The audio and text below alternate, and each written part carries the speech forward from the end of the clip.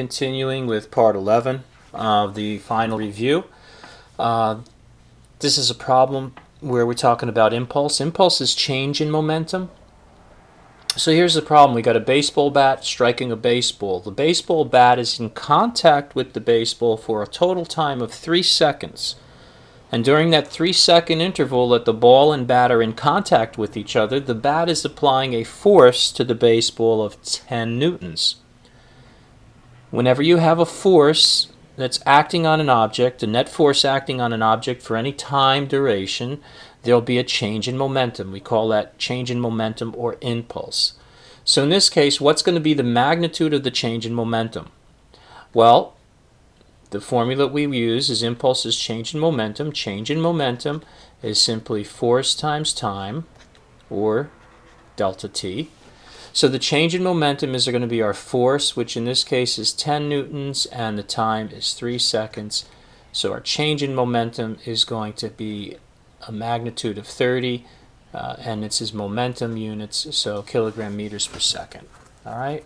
Newtons times seconds is also acceptable because you're talking about force times time.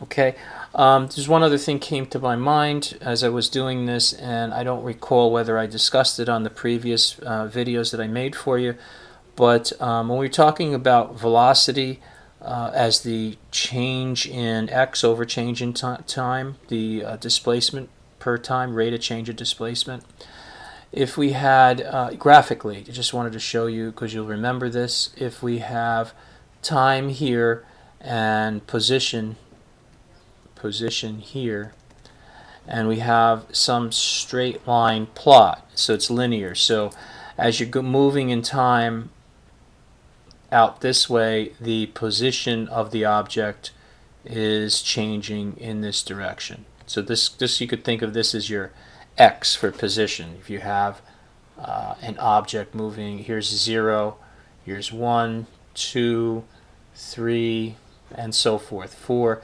This is my x position. At time t equals 0, the object's here, and then the object starts moving here. So at time, this is 2, 3, 4. Let's say at time equals 2, we are up at, let's say, position 2. So right here at time equals 2 seconds, you're over here.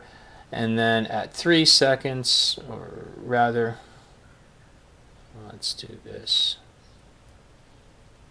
Now at this case, if this is going to be 3, at time t equals 3 seconds, it happens to be here.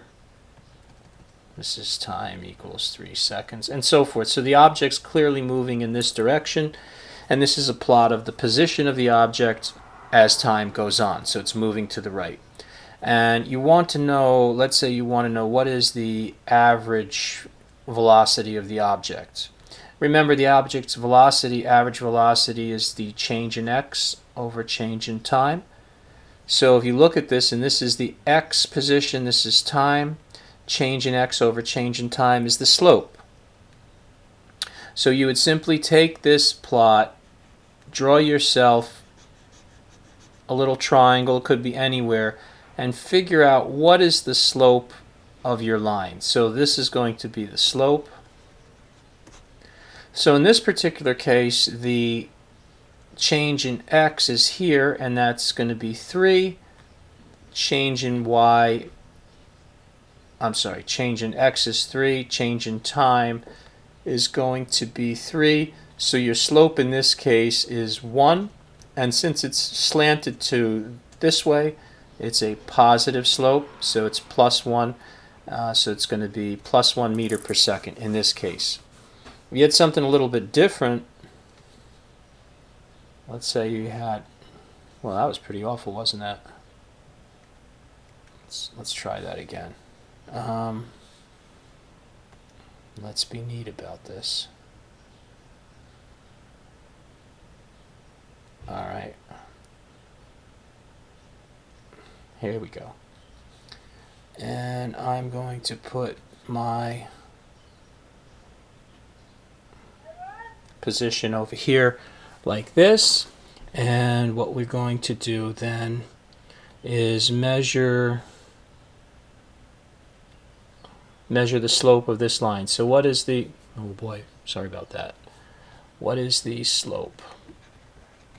Slope is going to be the average velocity, of course. So what is it going to be? If this is my position, this is time, and I look over here, say for example, and this is 5, and I look over here, and I am at 10 seconds with a position of 5 starting at 0 over here, then my slope is going to be 5 over 10. So the slope is going to be 5 over 10, which is a half meter per second. So that's the average velocity. Okay. See you in the next video.